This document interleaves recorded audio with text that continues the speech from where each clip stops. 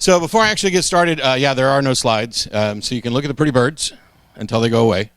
There's something I wanted to address earlier this morning. Somebody asked a question about Arkansas having a law in the books that you couldn't run for office if you didn't believe in God, and Texas and other states have that.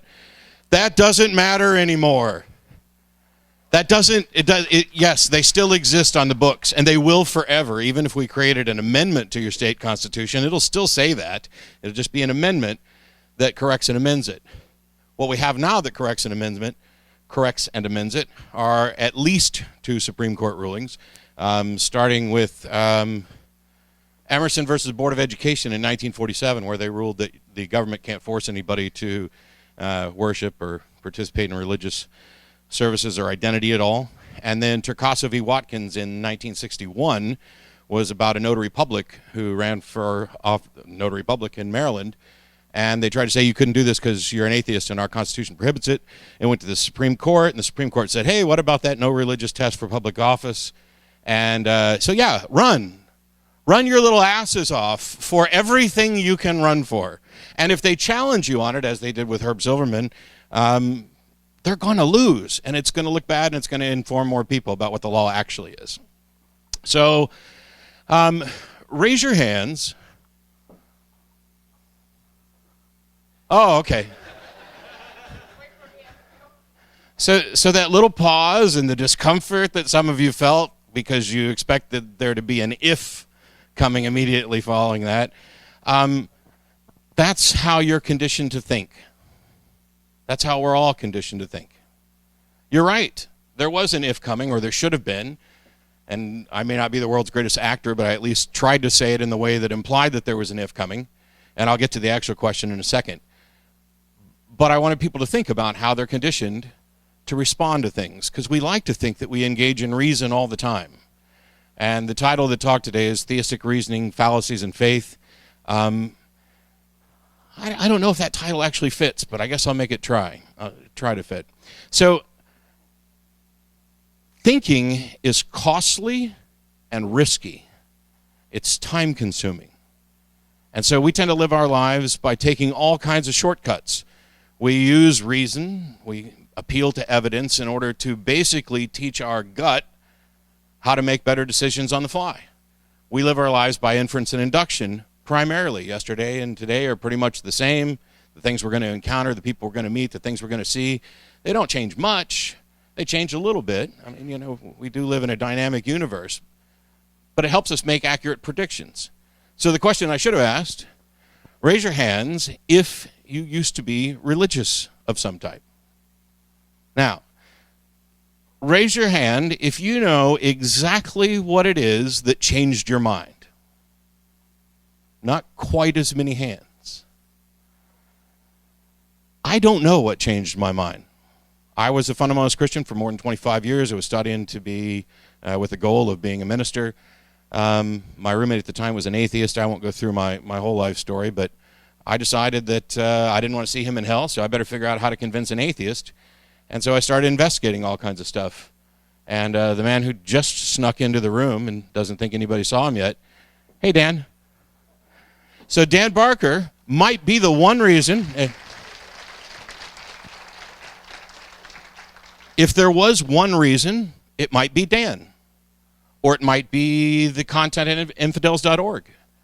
Or it might be David Hume. Or Voltaire. I don't know. I can't pin it down to one thing. And I don't know that too many people can. And I don't know that it's necessarily the case that it is ever any one thing.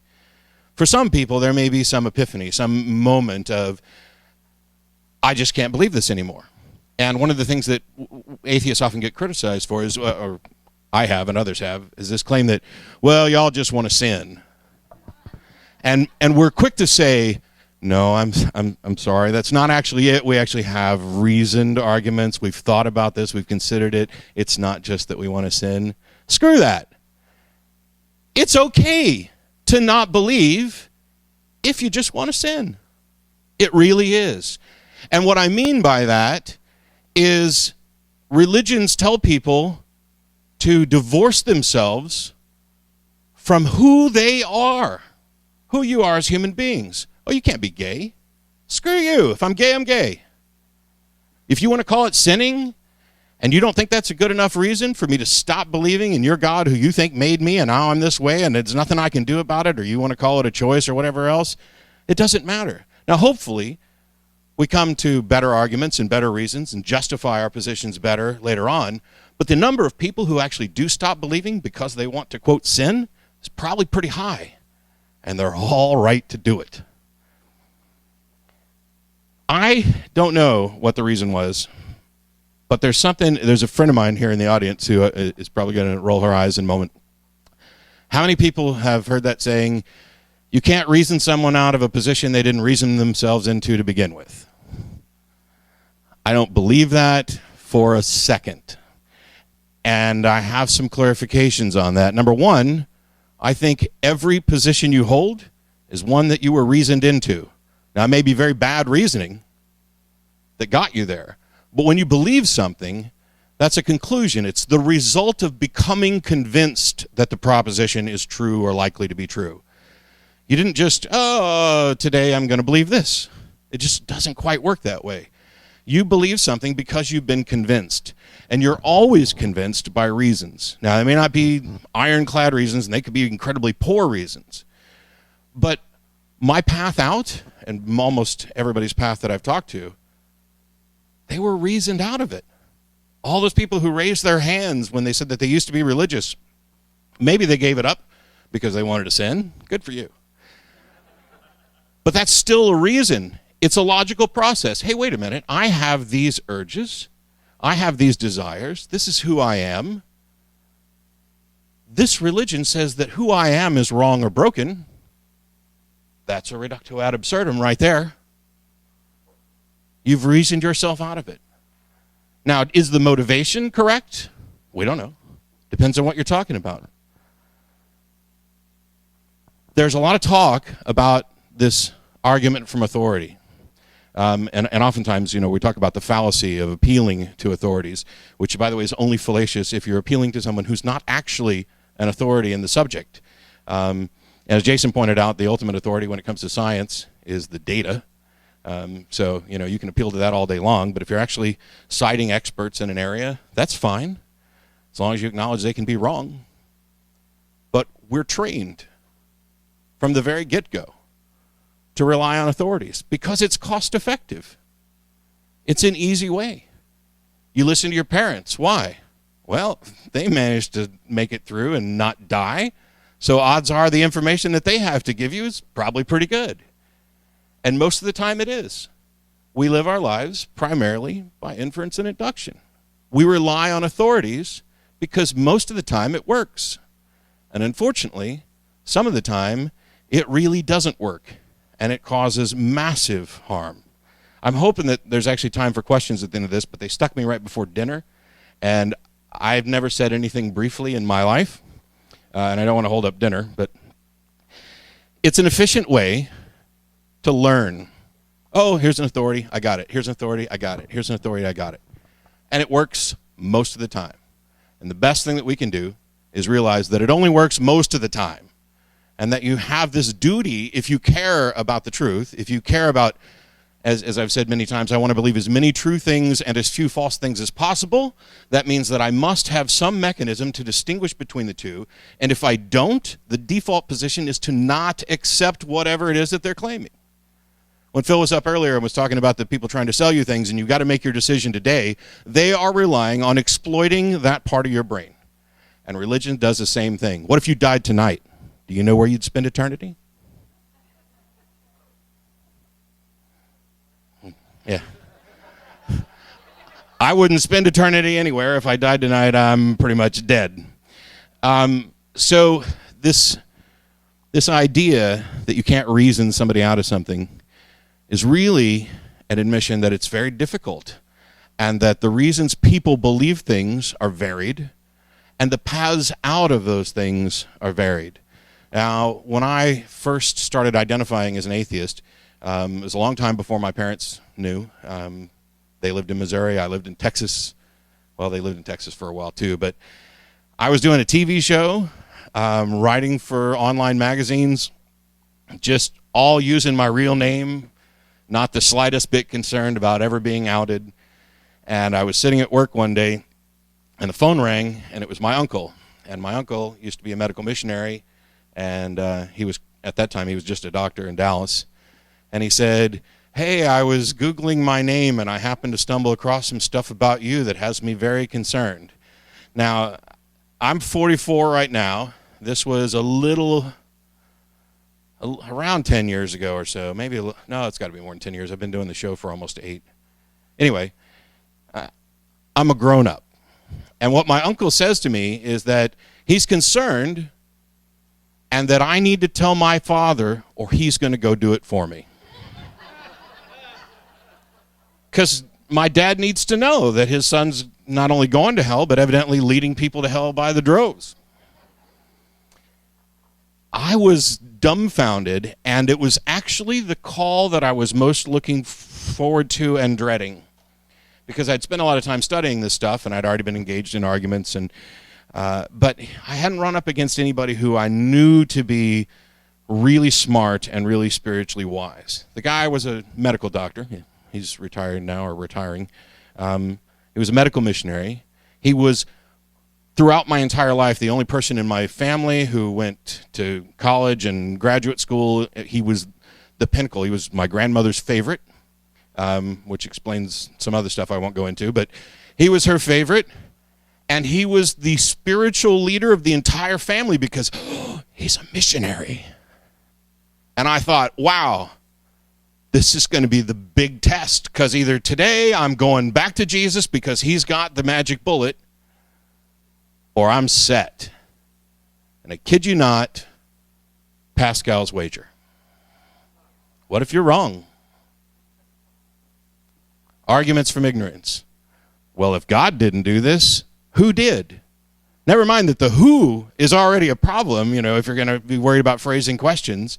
And that was it. That was the extent of it. It was not very difficult to actually work my way through that. And so I spent years doing the TV show. We get calls all the time. How many people are familiar with the show, just so I know, roughly? Cool. If you haven't, there's clips all over YouTube and stuff like that. We take live calls. There used to be a lot more theistic callers than there are now. Now we get a lot of atheists. Actually, I've kind of turned into the Dear Abby of atheism, and it's something that's needed, because there's a lot of people who are out there that are in really difficult situations. I have 5,600 unread emails in my inbox after archiving 4,000 of them here recently, and there are a lot of repeated questions. Hey, I'm in a relationship, and I've stopped believing. What do I do now? We came into this, both of us as Christians, and now we've got kids, and I don't believe anymore. Or I'm a non-believer dating a believer. What I do? It's like a lot of dating and marriage advice and advice about raising kids. Now I'm really concerned now, because what do we allow our kids to be taught? She wants them to go to this Christian school, and I don't. He wants them to go to homeschool, where they've got the Young Earth Creationism textbook, and that really bothers me. And I don't know. I don't have kids. I have some advice that I tend to give, and by and large, I think it's reasonable. I think it tends to work out. I hear from a lot of teenagers, I don't believe anymore, and my parents do. What the hell do I do? Oh, they're making me go to church. They're forcing me to go to church, or they're going to take away my college fund. Well, first of all, my advice on that, go to church. Go and take lots of notes and ask lots of questions. Because first of all, it'll prepare you for the discussions that you have later on, because you're never, for the rest of your life, going to get away from having to talk to people who believe things that you don't believe. Unless you get really rich and buy an island somewhere, but not only that, but if you take lots of notes and ask lots of questions, they might stop making you go, because it just becomes a little bit of a nuisance. I don't know exactly what we can do anymore. Okay, you can stop going to church as long as you quit asking us questions. And so I've started doing more and more public debates. I did a debate in San Marcos a couple weeks ago, which hasn't been posted yet, but it was interesting in that it was a rematch debate, kind of, against somebody whose entire argument, no matter what the subject is, is you can't have meaning and purpose in life without God. He would just repeat that over and over again. That's what his entire, like 2 hours one time and 2 hours another time, that was it, over and over and over again. And when there was a directed Q&A back and forth, he'd look at me and say, Matt, how do you know that your meaning and purpose is true? And I'd try to explain why that was one of the dumbest questions I've ever heard. And he'd literally, as soon as I was done answering, looked at me as if it was the best gotcha in the world and asked the exact same question word for word. Oh, you didn't answer me. Yes, because your question presumes things. Why don't you just ask me, when did I stop beating my wife? I never started. That's not an answer to my question. And you've got Oprah, who's, as referenced earlier, talking about how atheists can't appreciate awe and meaning. There's a theistic mindset, and it doesn't matter where you come from, which religion you're in. These, as far as I can tell, are flaws in the way we reason. They're aspects of our brain that certain religious memes have taken advantage of, and they're not all equally harmful, and they're not all equally valuable to people. There are plenty of people who do the spiritual but not religious, which drives me freaking nuts. Because spiritual and spirituality, as far as I'm concerned, are completely useless terms that, because they can mean anything to anybody, they mean nothing to no one. And so people ask all the time, well, you've been doing the show. I want to get into these debates. How do I do these arguments? And how do I spot these fallacies? And I think that's what some people maybe anticipated with the title of Fallacies in Faith. And I'm going to actually pull an end around on that, because I don't think it matters. Yes, it's cool, and it's interesting, and it's valuable. And if you're going to do big public debates at some point, it's great to know about logical syllogisms and the forms and structures of arguments, and which fallacies are related to form and which fallacies are related to actual content, the difference between validity and soundness, how to identify circular reasoning and all these things in structured syllogistic forms. But for 99% of the population, it won't matter at all, because I'll tell you, and Dan's done a lot of debates, and I bet Dan could probably back this up too, the number of opponents in formal structured debates who have actually put forth a formally structured argument is virtually zero. It is almost all conversational. Some of them, Craig will occasionally come up with Kalam cosmological argument and have it out, but even he delivers it conversationally. And that's where you've got to learn how to interact. That's where you got to be able to spot the fallacies, is in the muddied language that we use, which is there specifically to disguise the flaws. The conversations that you have with people where they make these arguments that sound reasonable and you can't spot the fallacy in it right off the bat because it's not structured in any way where it's easy to find the fallacy. I can't teach that in 20 minutes from up here, and I'm not necessarily the best at it or the best person to try and teach it. It is a lifelong effort to just keep hearing as many arguments as possible and dissecting them as best you can, and to rely on lots and lots of other people who have done this work for years.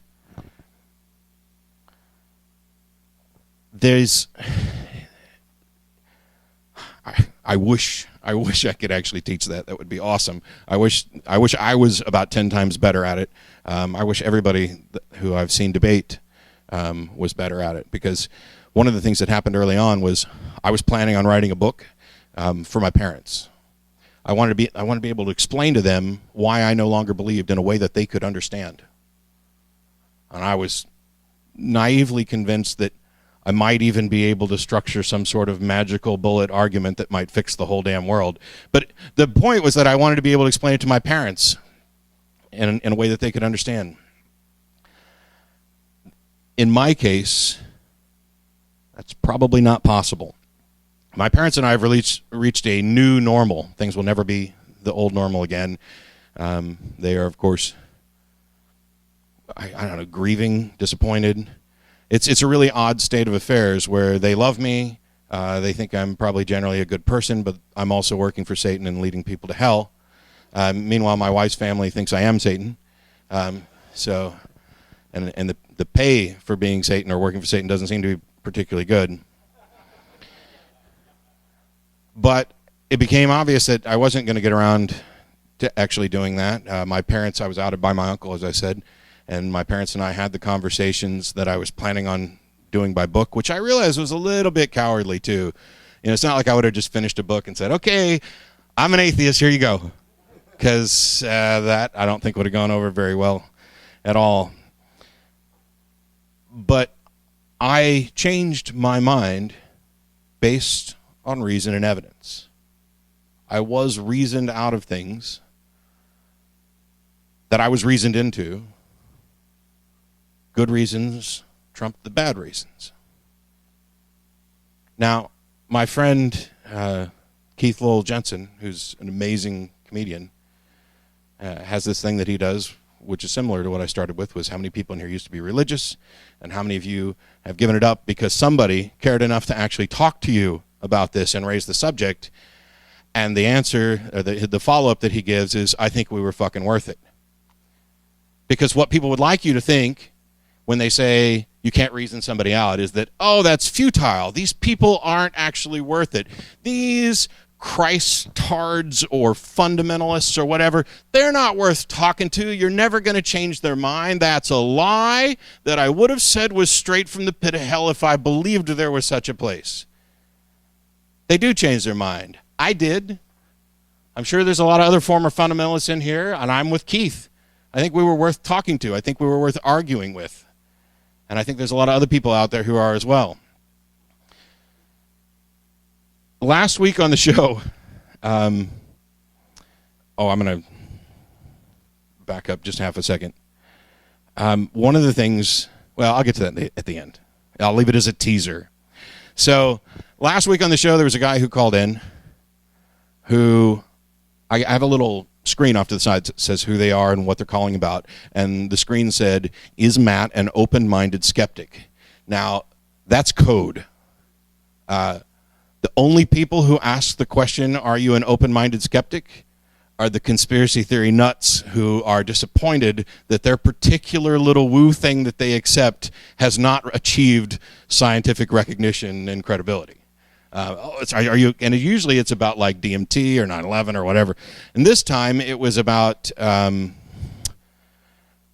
miracle workers. And he asked a question about miracle workers being able to heal me, and, you know, what would I do in these various situations? And there was this miracle man who can heal people, and he's planning a trip to Africa to investigate it himself.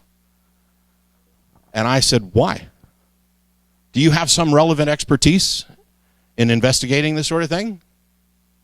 And even if you did, what exactly is it that you hope to prove? You're going to go there and you're going to talk to this person, you're going to see what they do, and at best, you will be able to confirm that some phenomenon took place, but you don't have an explanation for it. Is there something about your trip that is going to give you the causal explanation for what you may or may not witness? What reason do you have to think that that's going to happen? What reason do you think that your trip's going to be productive? Why? What are you planning on getting out of this? And why would you do it if you already believe? And in the face of all these questions, he did what any good believer would do, and he flatly said, well, then I would just accept it on faith. Who's the open-minded skeptic now? Well, what does that have to do with skepticism? I'm an open-minded skeptic, so I'm going to take things on faith. Yeah, the word faith has all kinds of different definitions and usages. I don't know how much time I have. 15? Cool. I have a particular definition that I've switched to from what I used to use, and that is that faith is the excuse people give for believing something when they don't have a good reason. Because if you have good reason, you don't need faith. When you look at the biblical definition, faith is the evidence of things hoped for. Faith isn't evidence. That's basically an admission that faith is the assertion that, you know, this thing is real. And it's the evidence of things hoped for, and something about substance of things unseen. Yeah. And you know what? You know why they put the unseen in there? Because as soon as you see it, you have frickin' evidence, and you don't need faith anymore. Now, when I run into religious people, quite often they're starting to use a particular definition of faith And they use it specifically so they can accuse all of us of using faith too. To them, faith is believing something if you don't have a reason to be absolutely certain about it. Well, that's nonsense. There's almost nothing that we're absolutely certain about. We believe all kinds of things for really, really, really good reasons, and we don't care about absolute certainty. Absolute certainty is a red herring almost all the time. But if they can get you to say, well, I've got faith in this, then all of a sudden they can commit an equivocation fallacy and claim that their faith and your faith are equal. Oh, so now we're both unjustified. Is about the best excuse you can come up with, or a response you can come up with there. No, I don't have any use for faith. I don't have any use for the word faith and a whole bunch of other words too. I have use for some other F words though. There's a number of people, a number of different categories of people that we might be able to interact with and we might be able to reach. There are people who haven't yet questioned their beliefs, but they will. It hasn't occurred to them that they can question. I get email all the time. You do your TV show and you're able to talk about these things and you know so much. How on earth did you stay a Christian for 25 plus years? It didn't really occur to me to question. I was a skeptic long before I was an atheist. I was skeptical about everything except for my religious beliefs. Because if you're surrounded by a whole bunch of people who believe all the same crap that you do, I mean, people have asked me before, well, did you ever experience the Holy Spirit while you were a Christian? No. But I believed I did at the time.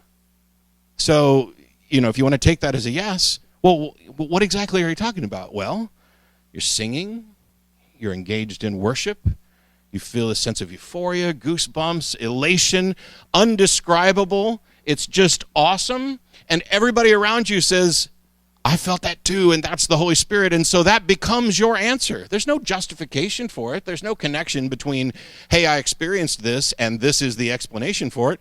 It's just asserted, and it's accepted by everybody around you, and so you accept it too, and it becomes, as far as you're concerned, the truth. That's how we operate. That's how our brains work. Hey, Mom and Dad said the fire's hot, and it would burn, and they said this funny feeling is the Holy Spirit, or an orgasm. Because that's what helped me figure this out. I've had similar experiences to the Holy Spirit from secular music that I shouldn't have been listening to, art, music, other, not just like rock and roll and stuff, but additional music. I was going to say good music, but I love rock and roll too. Drugs, sex, all of those things produce slightly different versions of the same thing, as far as I'm concerned. Well, does that mean that your experiences with the Holy Spirit were false? No. There's something you can't you can't always disprove something. But I have no good reason to think it was actually the Holy Spirit. What I have good reason to think is that this is the way your brain works, and that religion is probably tapped into something that we experience normally. Because it's not just Christianity that experiences this. Watch those tribal religions and gathering around. There's something about community and interactions and connecting with other people, and I'm personally betting that it has something to do with mirror neurons and serotonin levels, but I don't know crap about science, so I'm just making up stuff. But that's okay, because Deepak Chopra does it every day. In addition to the people who haven't questioned yet but will, there are people who have questioned and won't ever question again because they saw something in them and in the world that terrified them. I don't know if those people have any hope of being reached. The thing is, I can't necessarily tell the difference between the two, so I'm talking to both of them. There's people who understand epistemology, sound evidence standards, and people who don't. The solution to that is more education. Who do we reach out to? Now, Sam Harris had previously said that liberal and moderate theists are part of the problem because they're basically using the same label and pointing to the same holy book, and I completely agree. But who's reachable? I'm personally of the opinion that fundamentalists and literalists are probably one of the most reachable subsets of the theistic communities that are out there. And this is where I'll disagree with something that was said earlier. evolution was most definitely in conflict with the religion that I believed in. Those two simply aren't compatible. And that's true for a great many religions and a great many sciences. Now, does that mean science and religion are irreconcilable? No. What it does mean is that if you're a fundamentalist and you're a literalist and somebody comes to tell you, hey, you don't have to give up your religion to accept scientific facts about the universe, they're wrong. Because that fundamentalist literalist tradition is in direct conflict with what science knows about the universe. And that's why they're vulnerable. That's one of the many reasons they're vulnerable. The liberal and moderate theologians, or believers, not... All right, the sophisticated theologian stuff is kind of crap. Really what it means is they've figured out ways to rationalize their beliefs. They've figured out ways to build up new protections. And they've done it most of the time by softening the literal view, by becoming more in comport with the world. And that's good. I'll work beside the Reverend Barry Lynn any day of the week on church-state separation issues, and we'll disagree on God. Well, actually, we probably don't disagree all that much, but the fundamentalists, they're in the vulnerable position.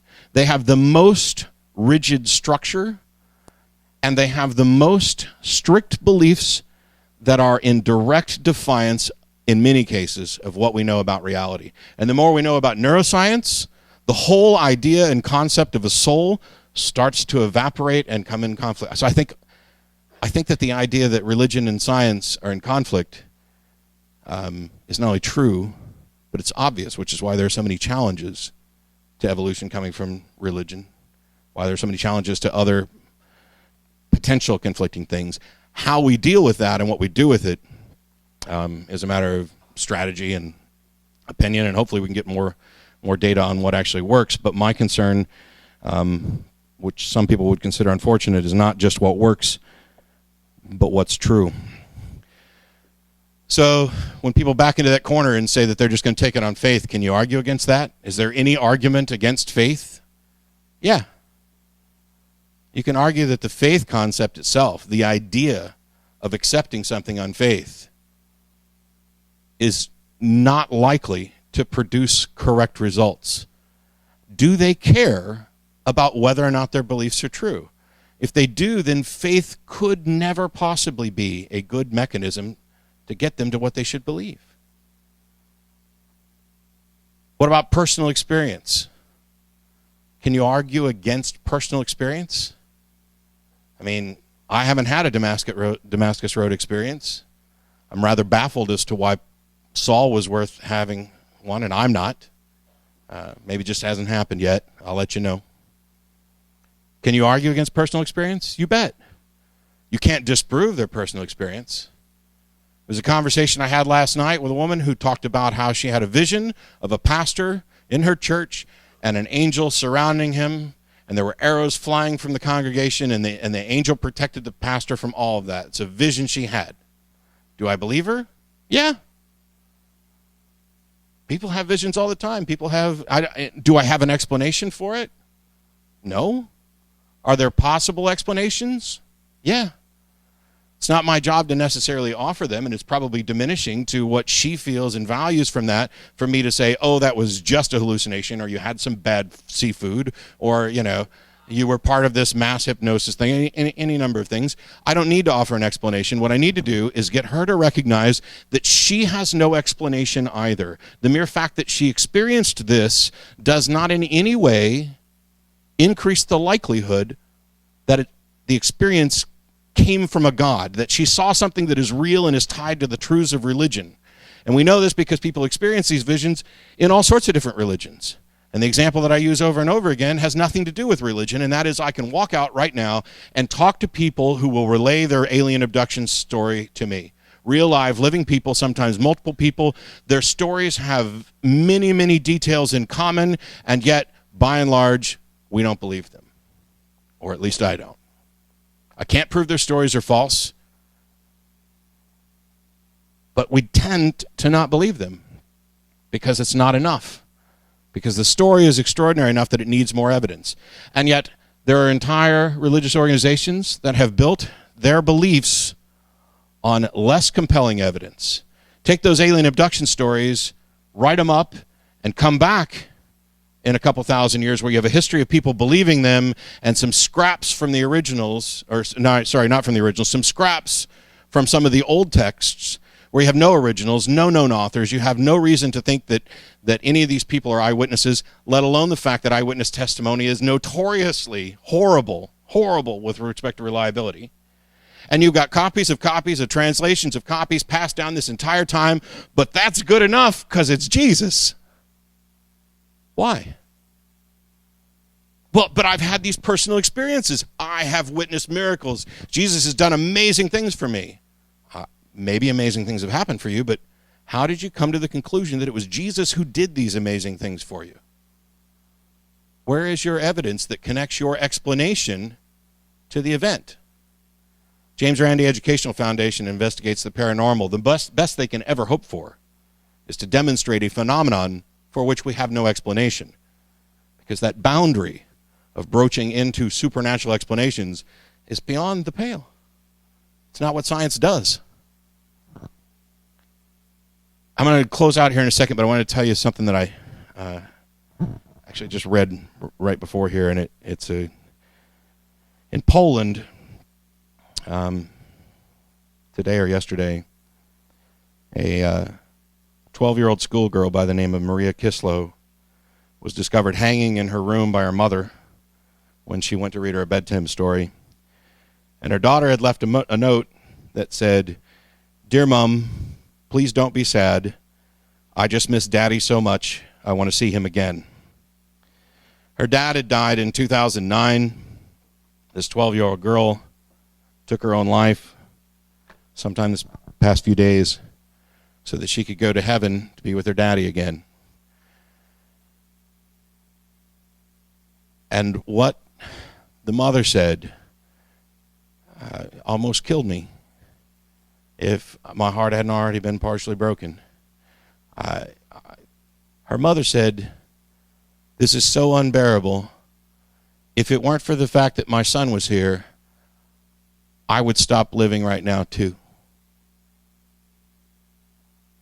Not all religion is the same. We don't want to paint religions with a broad brush. And I'm sure Jason and I have a conversation about religion and evolution, or religion and science, and how much in conflict they are. And we'd have to pause at the very beginning to say, what do we mean by religion? Because religion isn't this monogamous thing, or homogeneous thing.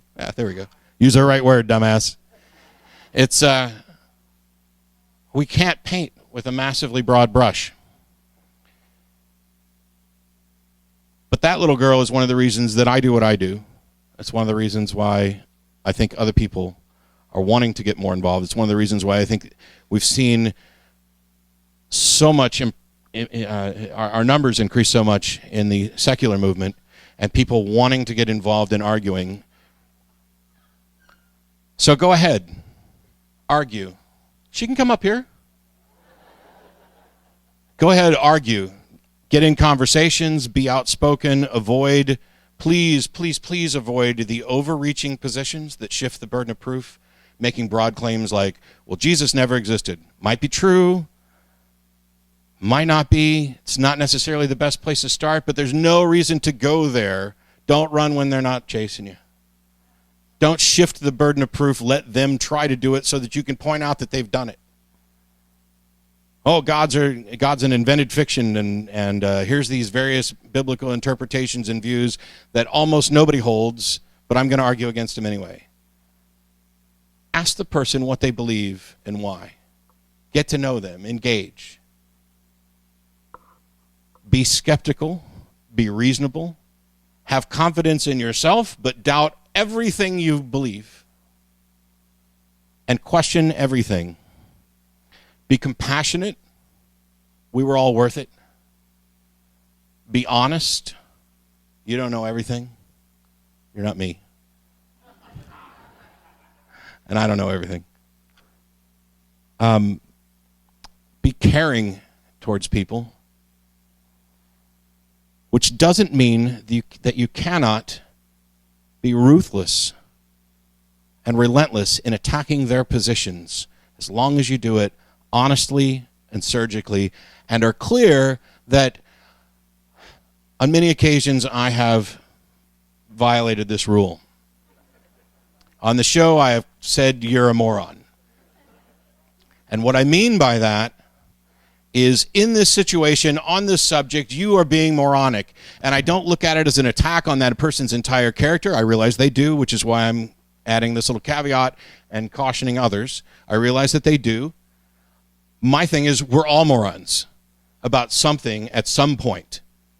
And it's a shorthand for me to say, oh, you're being a moron, or you are a moron. And I'm trying to change some of that without getting any softer, because religions, by and large, at least the versions that I tend to speak out about, are vile and disgusting and harmful and poisoning the universe in which we live. And I will never, ever try to play nice about the actual ideas and the harm they do, because that 12-year-old girl didn't need to die. Ridiculous ideas are by definition deserving of ridicule. Some people will take it personally. There's not always something you can do about that and still make the point, because some of those people are offended that you and I even exist, or that we won't sit quietly in the corner with our damn mouth shut. How dare you?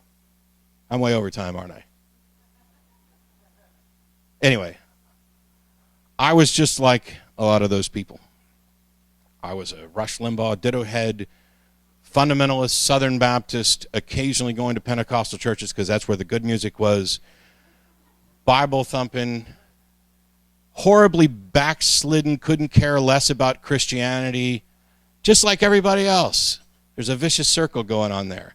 And my thoughts were my own. And I was able to find my way out despite religious indoctrination, despite all of the fallacies, despite all of the pollution. And so can other people. And what they need is more voices. They need to get to know more atheists. They need to realize that half of the people that they know, who they think are just, maybe spiritual or whatever, they're atheists. The guy that's picking up your garbage and the guy that's operating on your heart, they're probably atheists. Actually, the more scientific careers, the higher educated the job is, the more likely that they're going to be atheists. And that's something we need to fix too, which is why I'm after the rednecks. And I'm serious. I'm dead serious. That's my target. Fundamentalists, literalists, and rednecks, because I'm tired of Jesus take the wheel if I turn on country radio. I want to hear something that's better than that. I want to be able to say, look, Taylor Swift doesn't believe, because never mind. Go out and argue, and remember that you're dealing with people, and that it's okay to go right after the argument, but you might have to put a little, like butter on the wound afterwards, and let them know that you're doing this because you actually care about them and about what kind of world you live in and what kind of world you leave behind.